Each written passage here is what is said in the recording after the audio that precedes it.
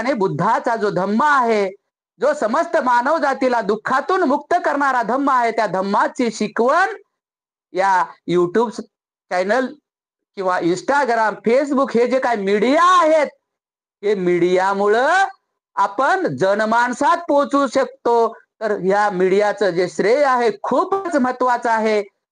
जे काही इतर मीडिया आहेत, जे मोठमोठे चॅनल आहेत, टेलिव्हिजन चॅनल आहेत, ते या शिकवणुकीला काय ते लोकांमध्ये जनमानसामध्ये पोहोचू शकत नाहीत. कारण ते जो मीडिया आहे, लोकल मीडिया असो, ट्रेडिशनल मीडिया असो, प्रिंट मीडिया असो,